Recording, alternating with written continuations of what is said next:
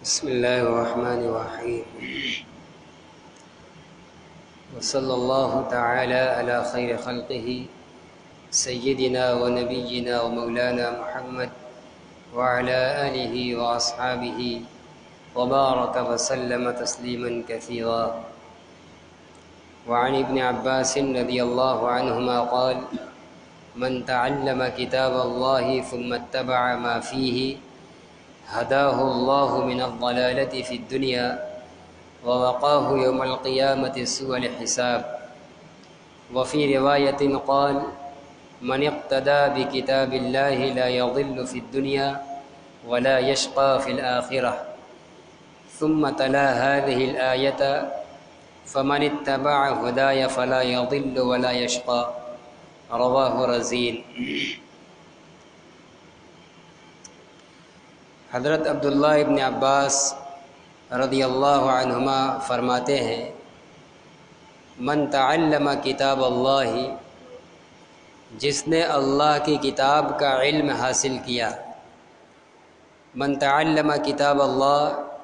جس نے اللہ کی کتاب یعنی قرآن مقدس کا علم حاصل کیا. ثم اتبع ما فیہ، پھر اس چیز کی پیروی کی جو کچھ اس کے اندر موجود ہے، جو احکام یا جو منہیات، جن کاموں کے کرنے کا حکم دیا گیا ہے یا جن کاموں سے منع کیا گیا ہے، دونوں اعتبار سے قرآن کی پوری اس نے پیروی کی. کرے ہداہ اللہ من الضلالہ فی الدنیا، تو اللہ تعالی قرآن کے سیکھنے اور قرآنی ہدایات پر عمل کرنے کے طفیل اللہ اس کو دنیا کے اندر ضلالت و گمراہی سے ہدایت دیں گے. ضلالت و گمراہی سے اس کو دور رکھیں گے، نکال کر رکھیں گے. ایسا آدمی جو کتاب اللہ کو سیکھنے والا ہو اور قرآنی احکام و اوامر پر عمل کرنے والا ہو اور قرآن کے منع کیے ہوئے کاموں سے بچنے والا ہو، وہ اس کا یہ عمل اس بات کی ضمانت ہے کہ اس کو دنیا کے اندر ہدایت ملے گی. وہ گمراہ نہیں ہو سکتا، گمراہی سے اللہ تعالیٰ اس کو بچائیں گے. وَوَقَاهُ يَوْمَ الْقِيَامَةِ سُوءَ الْحِسَابِ، اور اللہ اس کو آخرت میں قیامت کے دن برے حساب سے بچائیں گے. برے حساب سے اور اس کی سزا اور عذاب سے قرآن کے سیکھنے اور اس کی ہدایات و اوامر پر عمل کرنے کے طفیل اللہ سبحانہ و تعالیٰ اس سیکھنے اور عمل کرنے والے کو عنایت فرمائیں گے. تو یہ دو انعام کا وعدہ ہے کتاب اللہ کے سیکھنے اور اس کے اندر ذکر کی گئی باتوں کی پوری پیروی کرنے پر. ایک اس بندے کی ہدایت کی ضمانت ہے کہ اللہ تعالیٰ اس کو کبھی گمراہ ہونے نہیں دیں گے، اس کو ہدایت کی طرف لائیں گے، گمراہی سے بچائیں گے. اور جب قرآن سیکھنے اور اس کی ہدایات پر عمل کے نتیجے میں دنیا میں ضلالت و گمراہی سے بچ گیا، ہدایت پر رہ گیا، تو اب اس کے نتیجے میں آخرت کے اندر برے حساب سے وہ محفوظ رہے گا. اس کو برے حساب و کتاب کا اور اس کی سزا کا سامنا کرنا نہیں پڑے گا. تو حاصل یہ ہے کہ دنیا کے اندر گمراہی سے حفاظت اور آخرت میں سخت حساب اور عذاب سے حفاظت، یہ اسی بات میں پوشیدہ ہے. اس کی بنیاد اسی پر ہے کہ ہم اس دنیا کے اندر اللہ کی کتاب قرآن کو سیکھیں، اس کے الفاظ کو بھی اور اس کے معانی کو بھی. تبھی ہمیں معلوم ہو سکے گا کہ اللہ تعالیٰ ہمیں کن باتوں کے کرنے کا حکم دے رہے ہیں اور کون سی چیزوں سے منع کر رہے ہیں. جب اس کو سیکھ لیں گے اور پھر اس کے مطابق عمل کریں گے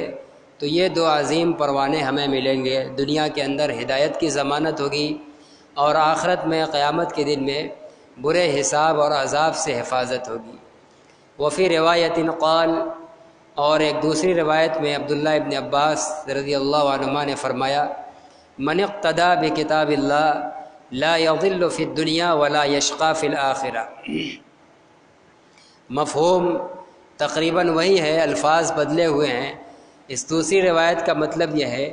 کہ جو اللہ کی کتاب کی پیروی کرے گا، اپنا مقتدی، اپنا پیشوا اور اپنے عبادات و معاملات میں اپنا فیصل اللہ کی کتاب کو بنائے گا اور اس کے فیصلے کو تسلیم کرے گا، لا یضل فی الدنیا،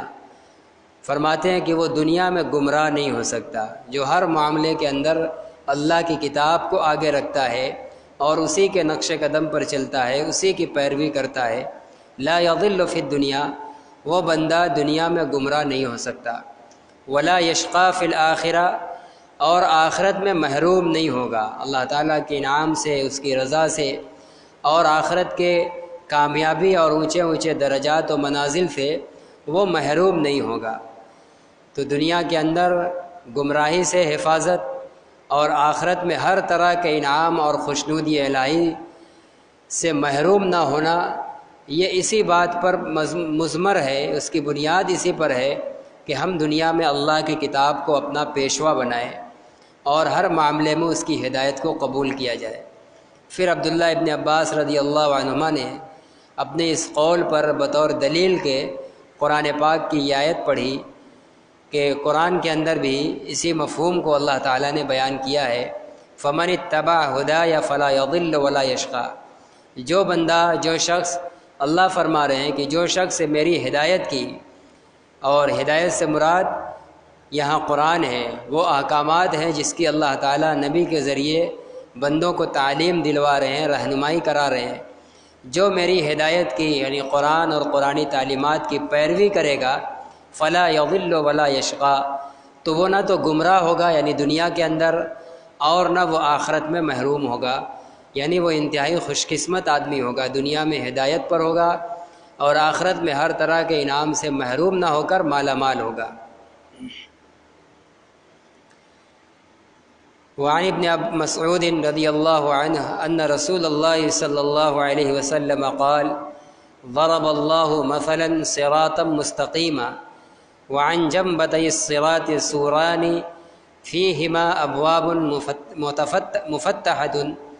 وعلى الأبواب سطور مرخاة وعند رأس الصراط داع يقول استقيموا على الصراط ولا تعوجوا وفوق ذلك داع يدعو كلما هم عبد أن يفتح شيئا من تلك الأبواب قال ويحك لا تفتحوا فإنك إن تفتحوا تلجه۔ حضرت عبداللہ ابن مسعود رضی اللہ تعالی عنہ جو جلیل القدر صحابی رسول ہیں، ان سے روایت ہے، فرماتے ہیں کہ رسول اللہ صلی اللہ علیہ وسلم فرماتے ہیں کہ اللہ تعالیٰ نے صراط مستقیم کی ایک مثال بیان کی ہے۔ صراط مستقیم جو دنیا کے اندر ایمان والے کا مطلوب اور اس کی مراد ہے۔ ہم ہر وقت سورہ فاتحہ میں، نمازوں کی ہر رکعت میں سورہ فاتحہ پڑھتے ہیں، تو اہدنا الصراط المستقیم، اس میں ہمیں یہ دعا سکھلائی گئی ہے۔ ہم اللہ تعالیٰ سے مطالبہ کرتے ہیں کہ الہ العالمین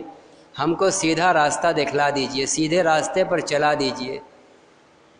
تو اللہ سبحانہ و تعالیٰ نے صراط مستقیم کی ایک مثال بیان کی ہے، فرماتے ہیں وعن جنبتي الصراط سوران، صراط مستقیم کی مثال یوں سمجھو کہ ایک سیدھا راستہ ہے اور پھر اس راستے کے دونوں کنارے پر، اس کے دائیں اور اس کے بائیں دونوں جانب دو دیواریں ہیں، فیہما ابواب مفتحۃ، جن دونوں دیواروں میں بہت سے کھلے ہوئے دروازے ہیں، وعلی الابواب سطور مرخات، اور ان دروازوں پر لٹکائے ہوئے پردے ہیں۔ ایک بیچ میں سیدھا راستہ ہے، ایک مثال دے رہے ہیں کہ یوں سمجھو کہ بیچ میں ایک سیدھا راستہ ہے اور اس راستے کے دائیں بھی ایک دیوار ہے اور بائیں بھی ایک دیوار ہے، اور ان دیواروں میں بہت سے دروازے ہیں اور وہ دروازے بند نہیں ہیں، کھلے ہوئے دروازے ہیں، اس میں کیواڑ نہیں ہیں، اس پر پردہ لٹکائے گئے ہیں۔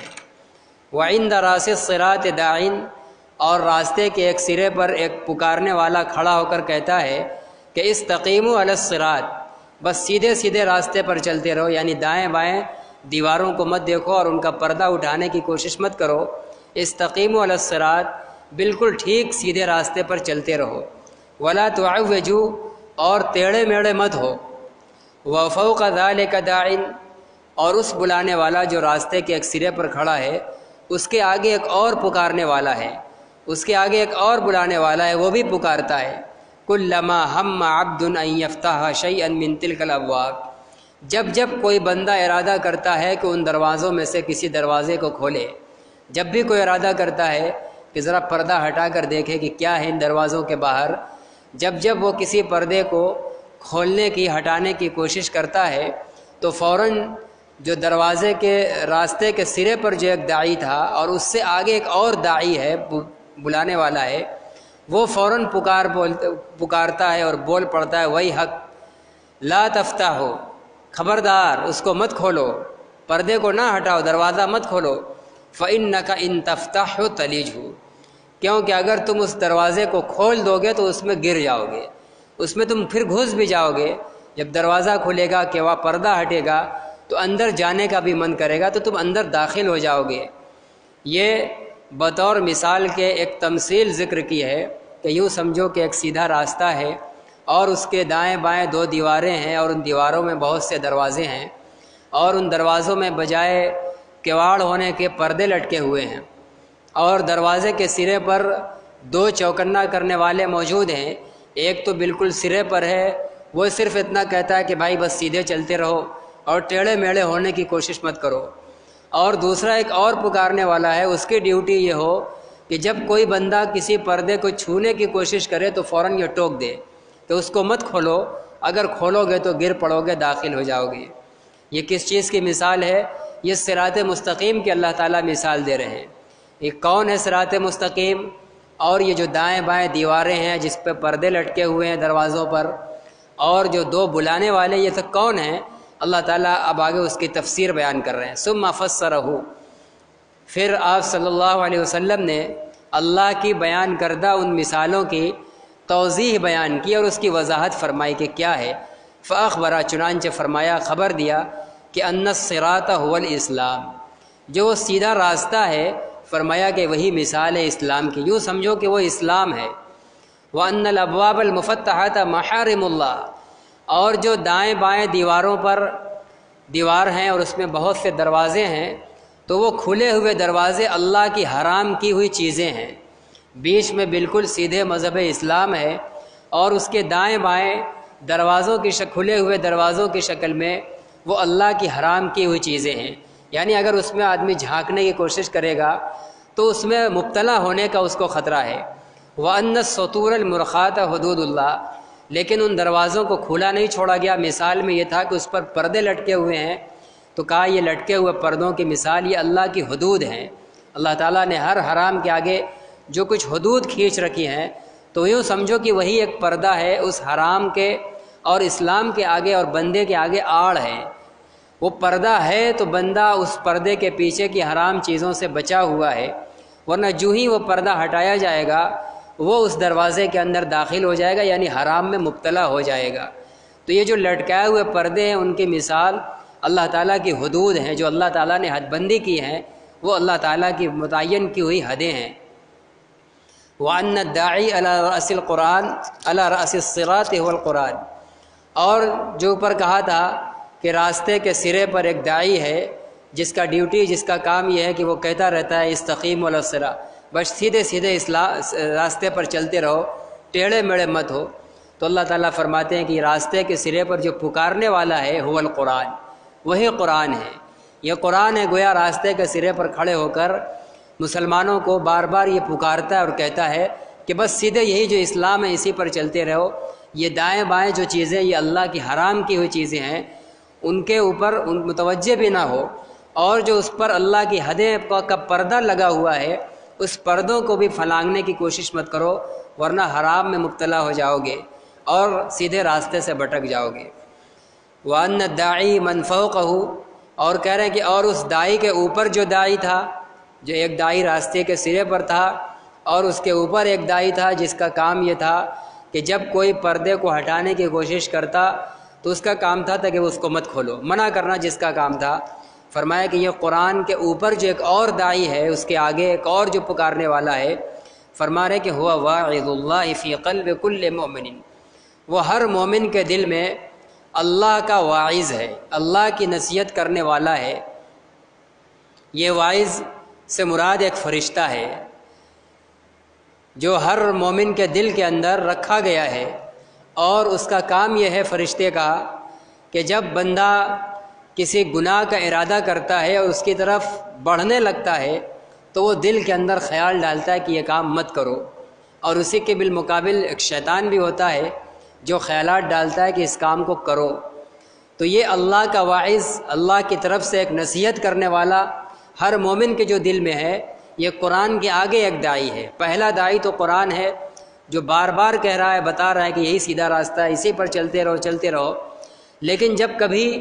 کوئی دائیں بائیں مڑ کر پردہ اٹھانے لگتا ہے تو اب وہاں قرآن نہیں بولتا ہے، بلکہ اب دل کے اندر اللہ تعالیٰ نے جو ایک فرشتہ مقرر کر رکھا ہے جو نیکی اور اچھائی کا خیال دل کے اندر ڈالتا ہے، وہ فرشتہ چوکنا کرتا ہے کہ یہ مت اٹھاؤ پردہ۔ اگر اس پردے کو تم نے اٹھا دیا اور اس حد کو اگر تم نے فلانگ دیا تو پھر آگے محرمات ہیں، حرام چیزیں ہیں، اللہ کی منع کی ہوئی چیزیں ہیں، تو اس میں تم مبتلا ہو جاؤ گے۔ اس حدیث کے اندر رسول اللہ صلی اللہ علیہ وسلم نے ایک حدیث قدسی کے ذریعے صراط مستقیم کو ایک مثال کے ذریعے سمجھانا چاہا ہے، جو بالکل سیدھا راستہ ہے جس کی طرف قرآن بلا رہا ہے، وہی خالص صراط مستقیم ہے، وہی سیدھا راستہ ہے، اور اس پر چلنے والے کو قرآن بار بار کہہ رہا ہے کہ استقیموا علی الصراط، چلتے رہو چلتے رہو، بار بار کہہ رہا ہے یہی ٹھیک ہے، چلتے رہو اور دائیں بائیں مت مڑو۔ لیکن اگر کبھی شیطان بھی لگا ہوا ہے اس کے بہکاوے میں آ کر اس کے دائیں بائیں، مذہب اسلام کے دائیں بائیں جو اللہ کی حرام کی ہوئی چیزیں ہیں مذہب سے باہر، اس کو اگر آدمی ہاتھ لگانے کی کوشش کرتا ہے تو اللہ نے قرآن سے آگے ایک اور انتظام یہ کیا ہوا ہے کہ ایک فرشتہ مقرر کیا ہے جس کو اللہ کا واعظ کہا جاتا ہے۔ وہ اللہ کی طرف سے بندے کو نصیحت کرنے والا ہے، وہ منع کرتا ہے، دل میں خیال ڈالتا ہے کہ یہ حرام چیزوں پر پردہ لٹکا ہوا ہے، اس پردے کو نہ اٹھاؤ، ورنہ اگر یہ پردہ ہٹا دو گے تو پھر اس حرام کے اندر تم مبتلا ہو جاؤ گے۔ تو حاصل یہ ہے کہ صراط مستقیم کی ضمانت یہ قرآن ہی ہے، اور قرآن کے بغیر ہم سیدھے راستے پر گامزن نہیں ہو پائیں گے۔ پہلا درجہ ہے، پہلا داعی صراط مستقیم کا وہ قرآن ہے جو ہمیں مذہب اسلام کی اور سیدھے راستے کی رہنمائی کرتا ہے۔ اور پھر اس کے بعد اگر آدمی کے نفس کے اندر کبھی غلط خیالات آنے لگتے ہیں تو اللہ نے دوسرا انتظام فرشتوں کی شکل میں کیا ہے جو بندے کے دل میں خیال ڈالتا ہے اور برے کام سے روکنے کی کوشش کرتا ہے۔ رواہ احمد والبیہقی فی شعب الایمان عن النواس ابن سمان۔ اس حدیث کو کہہ رہے ہیں کہ امام احمد ابن حنبل رحمۃ اللہ علیہ نے اپنی سند کے ساتھ نقل کیا ہے، اور اسی حدیث کو امام بیہقی رحمۃ اللہ علیہ نے بھی شعب الایمان میں نقل کیا ہے ایک دوسرے صحابی نواس ابن سمان رضی اللہ عنہ سے۔ گویا یہاں روایت ہوگی ابن مسعود رضی اللہ عنہ کی، اور یہی حدیث حضرت نواس ابن سمان رضی اللہ عنہ سے بھی منقول ہے۔ گویا دو صحابی ہو گئے اس حدیث کو بیان کرنے والے، اور جس کا خلاصہ یہ ہے کہ صراط مستقیم کی ضمانت قرآن ہی ہے، اور قرآن کی پوری رہنمائی اور اس کی ہدایت کو قبول کرنا تبھی ہو سکتا ہے جب ہم قرآن کے ساتھ ساتھ رسول اللہ صلی اللہ علیہ وسلم کی سیرت اور آپ کی سنت کو بھی اپنائیں گے، جس کے بارے میں خود قرآن ہمیں ہدایت دیتا ہے، اور ساتھ ہی ساتھ آپ صلی اللہ علیہ وسلم کے اصحاب اور امت کے اتحاد اور اجماع۔ اب اگلی روایت کے اندر عبداللہ ابن مسعود رضی اللہ تعالیٰ عنہ قرآن کے ہدایت کا داعی ہونا بیان کرنے کے بعد اب یہ بتلا رہے ہیں کہ قرآن کو پورے طور پر پکڑنے کے لیے صحابہ اکرام کو بھی پکڑنا ضروری ہے۔ فرماتے ہیں وعن ابن مسعود رضی اللہ عنہ قال من کان مستنا فلیستن بمن قد مات فإن الحی لا تؤمن علیہ الفتنہ۔ حضرت عبداللہ ابن مسعود رضی اللہ تعالیٰ عنہ یہ صحابہ کے بعد جو تابعین کا دور شروع ہوا ہے، تابعین کے زمانے کے لوگوں کو مخاطب کر کے فرما رہے ہیں، ان کو خطاب کر رہے ہیں کہ من کان مستنن، جو آدمی کسی کے نقش قدم پر چلنا چاہے، کوئی اگر کسی کی پیروی کرنا چاہے، کسی کی سیرت اور سنت کو اپنانا چاہے، فلیستن بمن قد مات، تو وہ ان لوگوں کے نقش قدم پر چلے جو گزر گئے، جن کی وفات ہو گئی، یعنی صحابہ کرام، جن صحابہ کرام کی وفات ہو گئی تو کہہ رہے کہ ان کو لازم پکڑو، ان کے نقش قدم پر چلنے کی کوشش کرو۔ فَإِنَّ الْحَيَّ لَا تُؤْمَنُ عَلَيْهِ الْفِتْنَةَ، کیونکہ زندے کے اوپر فتنے سے مطمئن نہیں ہوا جا سکتا۔ ایک زندہ آدمی آج ہو سکتا ہے کہ ہدایت پر ہو، سیدھے راستے پر ہو، لیکن کل موت سے پہلے پہلے ہر آدمی کے بارے میں، چاہے وہ کتنوں نیک و پارسا ہو جائے، فتنے میں مبتلا ہو جانے کا، گمراہ ہو جانے کا خطرہ سب کے بارے میں موجود ہے۔ آج ہم اس کو پکڑ لیں، لیکن پکڑتے پکڑتے انتہائی معتقد ہو جائیں اور حال یہ ہو کہ وہ آخر زمانے میں خدا نہ کرے گمراہ ہو جائے، تو ہم اپنے اعتقاد کی بنا پر اس کی گمراہ کن باتوں کو بھی پکڑ لیں۔ اس لیے فرمایا کہ اگر کسی شخصیت کی پیروی کرنا ہو، اس کے طور طریقے کو اپنانا ہو اور اس کے نقش قدم پر چلنا ہو، تو فرمایا کہ جو دنیا میں گزر چکے ہیں ان کو لازم پکڑو، ان کی سنت کو اپناؤ، کیونکہ زندے کے اوپر فتنے سے اطمینان نہیں کیا جا سکتا جب تک وہ زندہ ہیں۔ موت سے پہلے پہلے فتنے اور گمراہی میں مبتلا ہونے کا اندیشہ ہر ایک پر موجود ہے۔ وہ کون ہے جن کے گزرنے کے بعد ان کی سنت کو پکڑا جائے گا اور ان کے نقش قدم پر چلا جائے گا؟ آگے فرماتے اولئک اصحاب محمد صلی اللہ علیہ وسلم، کہہ رہے وہ لوگ محمد صلی اللہ علیہ وسلم کے اصحاب ہیں، آپ کے ساتھی ہیں، آپ کے صحبت یافتہ ہیں، آپ کے صحابہ لوگ ہیں۔ ان کے بارے میں کیا ہے؟ فتنے کا کوئی اندیشہ نہیں ہے، وہ قابل اطمینان لوگ ہیں۔ تو جس آدمی کو اگر کسی کی پیروی کرنا ہو، کسی کے نقش قدم پر چلنا ہو، تو عبداللہ ابن مسعود کے قول کا خلاصہ یہ ہے کہ وہ صحابہ کے نقش قدم پر چلے۔ یہ وہ جماعت ہے جن کے بارے میں فتنے سے بالکل اطمینان ہے، یہ فتنے کے اندر، گمراہی کے اندر ان کے مبتلا ہونے کا کوئی اندیشہ نہیں ہے۔ اس لیے ان کو اگر لازم پکڑ لیا گیا تو پکڑنے والے کی ہدایت پر ہونا یہ پکی بات ہوگی۔ پھر کانو افضل هذه الامتی، محمد صلی اللہ علیہ وسلم کے صحابہ اس امت کے سب سے افضل ترین لوگ تھے۔ انبیاء کے بعد ان کا مقام تھا، آسمان کی چھت کے نیچے اور زمین کے اس فرش کے اوپر انبیاء کرام کے بعد صحابہ کرام سے زیادہ افضل کوئی مخلوق نہیں ہے، انسانیت کا کوئی طبقہ ان سے افضل نہیں ہے۔ تو اس لیے ان کی سنت کو اور ان کے نقش قدم کو لازم پکڑو۔ افضل هذه الامہ، یہ اس امت کے سب سے افضل لوگ تھے۔ وَأَبَرَّهَا قُلُوبًا، اور امت کے سب سے زیادہ نیک دل تھے، جتنا پاک و صاف اور نیکی سے لبریز ان کا دل تھا، بعد میں کسی اور کا دل نیکی کے معاملے میں ان کے معیار کا نہیں تھا۔ وَأَعْمَقَهَا عِلْمًا، اور اس امت میں سب سے زیادہ گہرے علم والے تھے، جتنا مضبوط اور جتنا ٹھوس اور جتنا زیادہ اور گہرا علم صحابہ کرام کا تھا، کسی اور کا علم صحابہ کرام کے بعد اس امت میں نہیں ہوا ہے۔ اس لیے اگر کسی کو اتباع کرنی ہو، کسی کے طور طریقوں کو اپنانا ہو، تو وہ صحابہ کی زندگی کو دیکھے۔ چنانچہ ہمارے دین کے اندر جو حقانیت کا معیار اور پیمانہ ہے، اس میں ما انا علیہ و اصحابی دو جملہ ہے، ایک رسول اللہ صلی اللہ علیہ وسلم کی سنت اور پھر دوسری چیز صحابہ کرام کا طور طریقہ، اس لیے کہ انہیں کو اللہ تعالیٰ نے بھی معیار ٹھہرایا ہے۔ فرماتے ہیں کہ یہ لوگ اس امت میں سب سے زیادہ گہرے اور ٹھوس علم والے تھے۔ وَأَقَلَّهَا تَكَلُّفًا، اور اس امت میں سب سے کم تکلف والے لوگ تھے۔ ان کی زندگی بڑی بے تکلف آنا تھی، کوئی کسی بھی طرح کا تکلف، بناوٹ اور کوئی دکھلاوا ان کے اندر نہیں تھا۔ یہ بناؤ چھناؤ سے اور تکلف سے، نزاکت سے، تمام چیزوں سے یہ بالکل پاک و صاف تھے۔ بہت ان کی زندگی تمام تکلفات سے سب سے زیادہ خالی تھی، اس سے زیادہ کوئی اور صحابہ کرام کے بعد ان سے زیادہ تکلف کے اعتبار سے سب سے کم صحابہ کرام کے علاوہ کوئی نہیں گزرا ہے۔ اختارہم اللہ لصحبت نبیہ، ان کی پیروی کیوں کرنا ہے؟ کہہ رہے ان کو اللہ نے اپنے نبی کی صحبت کے لیے منتخب کیا ہے، اور نبی کی صحبت کے لیے کوئی آیا گیا آدمی منتخب نہیں ہو سکتا ہے، ایسا ہی منتخب ہوگا جو صحیح معنوں میں نبی کے تعلیم کو اخذ کرنے والا ہوگا اور پھر اس کو کما حق صحیح بعد والوں کے لیے نمونہ بن کر دکھلانے والا ہوگا۔ جب اللہ نے ان کو اپنے نبی کی صحبت کے لیے منتخب کیا ہے تو ہم ان کو اپنے نبی کے دین پر چلنے کے لیے نمونے کے طور پر انہی کو منتخب کریں گے۔ نبی کا ہر عمل اور ہر کردار، آپ کی ایک ایک سنت انہی صحابہ کی ہی زندگی سے ہم جانیں گے اور پہچانیں گے۔ اللہ تعالیٰ نے ان کو اپنے نبی کی صحبت کے لیے منتخب کیا ہے،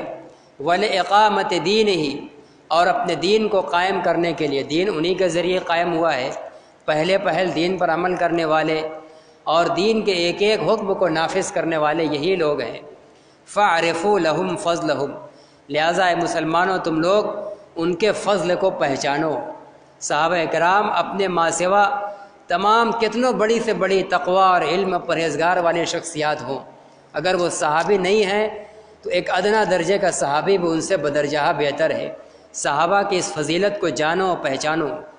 فَاعْرِفُوا لَهُمْ فَضْلَهُمْ، لہذا اے مسلمانوں تم لوگ صحابہ کی فضیلت کو پہچانو۔ وَاتَّبِعُوا عَلَىٰ أَثَرِهِمْ،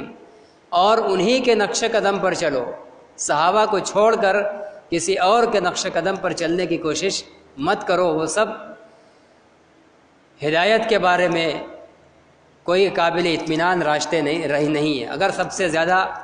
معتبر اور مستند اور اطمینان والا اگر کوئی راستہ ہے تو وہ صرف صحابہ کرام کا ہے۔ لہذا وَاتَّبِعُهُمْ عَلَىٰ أَثَرِهِمْ، لہذا تم لوگ انہی کے نقش قدم پر چلو، علم کے اندر، عمل کے اندر، عمل کی کیفیات میں، علم کی تشریحات میں، سب کچھ صحابہ سے دیکھا جائے گا۔ چنانچہ اہل سنت والجماعت کے علماء کا ہر چیز میں یہی رجحان ہے۔ اگر قرآن کا کوئی معنی اور مطلب دیکھنا ہو، تفسیر دیکھنا ہو، تو سب سے پہلے وہ صحابہ کرام کو دیکھتے ہیں۔ کسی عمل کی کوئی تفسیر اور کیفیت دیکھنا ہو، کسی مجمل بیان کی تفصیل دیکھنا ہو، ہر موقع کے اوپر وہ صحابہ کرام کو دیکھتے ہیں۔ اگر قرآن میں یا صاف حدیث میں کوئی مسئلہ نہیں ملتا ہے تو فقہاء کرام فوراً اس میں اجتہاد نہیں کرتے، فوراً اس میں غور و فکر کرنا نہیں شروع کرتے، بلکہ صحابہ کی زندگی کو کھنگالتے ہیں۔ صحابہ کی زندگی میں بھی نہیں ملتا ہے تب فقہاء اور مجتہدین اپنے علم اور اجتہاد کی بنا پر غور و فکر کرتے ہیں، ورنہ جب تک صحابہ کی زندگی موجود ہے امت کے لیے کسی دوسرے کی طرف جھانکنے کی اجازت نہیں ہے۔ چنانچہ یہ بھی سارے لوگوں کا یہ متفقہ مسئلہ ہے کہ اگر کسی مسئلے کے اندر صحابہ کا اختلاف ہو، صحابہ کے مثلاً 2 قول ہوں، 2 جماعت ہو، صحابہ کی ایک جماعت کی کچھ رائے ہو اور دوسری جماعت کی دوسری رائے ہو، تو اب بعد کے بڑے سے بڑے فقہا کے لیے اس مسئلے میں تیسری کسی رائے کو قائم کرنے کا اختیار نہیں ہے۔ وہ مسئلہ بعد والوں کے لیے انہی 2 رائے میں گھرا ہوا رہے گا، چاہے آپ اس جماعت کے صحابہ کی اس جماعت کی رائے کو پکڑو، چاہے دوسری جماعت کی رائے کو پکڑو، انہی میں سے کسی ایک کو چننا ہے۔ وہ فقہا چاہیں، مثلاً امام ابو حنیفہ جیسے امام چاہیں کہ صحابہ کی جب 2 رائے ہو رہی ہے تو ہم بھی غور و فکر کر کے اجتہاد کر کے کوئی تیسری رائے قائم کر لیں، تو ان کے لیے گنجائش نہیں تھی، اور نہ ان لوگوں نے کبھی ایسا کیا ہے۔ تو صحابہ وہ جماعت ہیں، فرماتے ہیں کہ فَاعْرِفُوا لَهُمْ فَضْلَهُمْ، تم ان کے فضل کو پہچانو، وَاتَّبِعُهُمْ عَلَىٰ أَثَرِهِمْ، اور ان کے نشان قدم پر چلو، وَتَمَسَّكُوا بِمَا اسْتَطَعْتُم مِّنْ أَخْلَاقِهِمْ وَسِيَرِهِمْ، اور جہاں تک تم سے ہو سکے ان کے کردار اور ان کے اخلاق کو مضبوطی سے پکڑو، جتنا بھی ہو سکے صحابہ کے ہی طرز عمل کو، اخلاق اور کردار کو لازم پکڑو، مضبوطی سے پکڑو۔ فَإِنَّهُمْ كَانُوا عَلَى الْهُدَى الْمُسْتَقِيمِ، کیونکہ وہ سب کے سب سیدھے راستے پر تھے۔ ان کے بارے میں یہ ضمانت ہے، اگر کسی مسئلے کے اندر مختلف اقوال ہو، مختلف رائے ہو، اور ہم نے اس میں سے کسی ایک رائے کو پکڑ لیا اور اس رائے پر کوئی ایک ادنا صحابی بھی چلنے والا ہے، تو وہ اس رائے کی ہدایت ہونے کے لیے کافی ہے، اس کو لان تان کرنے کی ضرورت نہیں ہے۔ صحابہ کرام کے سب کے ہدایت پر اور صراط مستقیم پر ہونے کی ضمانت ہے۔ تو عبداللہ ابن مسعود رضی اللہ تعالیٰ عنہ نے پہلی حدیث کے اندر ذکر کر کے یہ بیان فرمایا کہ اسلام ایک سیدھا راستہ ہے، اس کی طرف رہنمائی کرنے والا، بلانے والا قرآن ہے، اور کبھی آدمی جب بھٹکنے لگتا ہے تو اللہ نے یہ انتظام کیا ہے کہ دل کے اندر ایک فرشتہ خیال ڈالتا ہے کہ یہ کام مت کرو، فلاں حرام چیز کے آگے یہ اللہ کی حد قائم ہے، پردہ پڑا ہوا اس پردے کو مت ہٹاؤ۔ اور پھر آگے یہ حدیث ذکر کر کے بتلا دیا کہ اسلام اور قرآن کی دعوت صحیح معنوں میں سمجھنے کے لیے اور قرآن کو صحیح معنوں میں مضبوطی سے پکڑنے کے لیے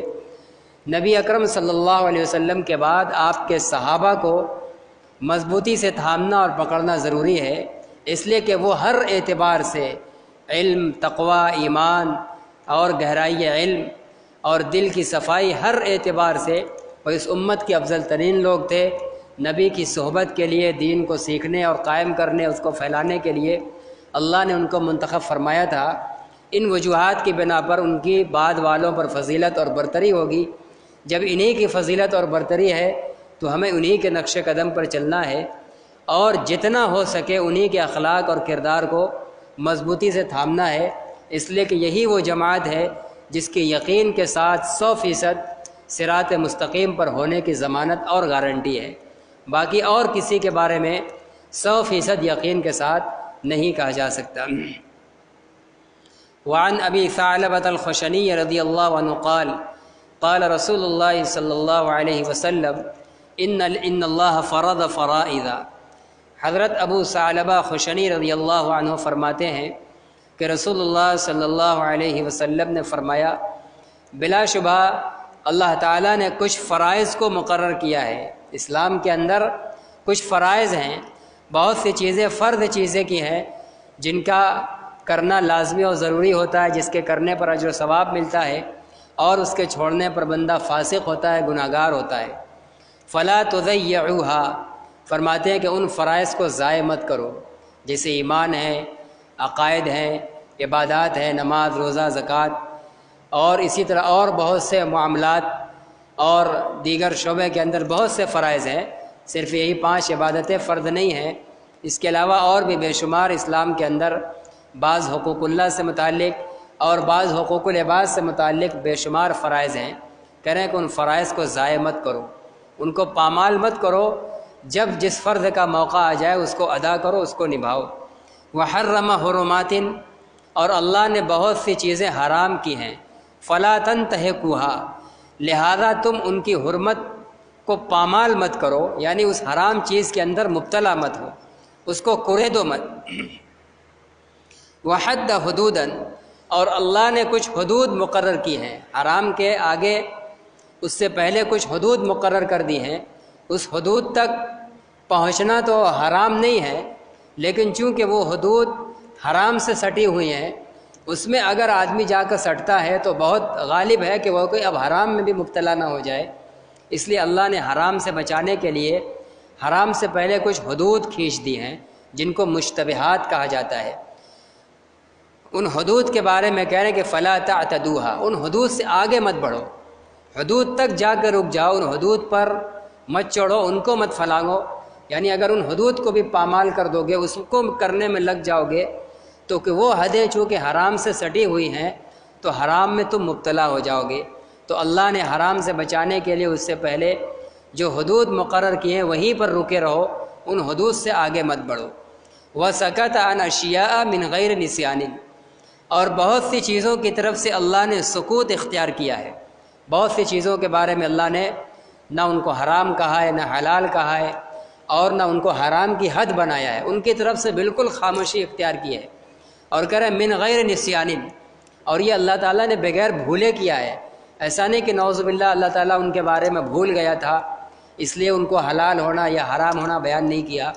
بغیر بھولے اللہ نے چھوڑا ہے۔ فلا تبحثوا عنہا، لہذا تم ان کے بارے میں کھود کرید مت کرو، ان کو ان کے حال پر باقی رکھو۔ اگر دل مائل اور مطمئن ہوتا ہے اور ان کو حلال کہا جاتا ہے تو ان کو کر لو، اس کے بارے میں بہت کھود کرید مت کرو کہ یہ کیا ہے، یہ حرام ہے کہ حلال ہے۔ جب اللہ تعالیٰ نے خاموشی اختیار کی ہے وہ بھی بغیر بھولے ہوئے، تو ایسی چیزوں کے بارے کی طرف سے فرما رہے ہیں کہ تم بھی کھود کرید نہ کرو، جن کا فرض ہونا واضح ہے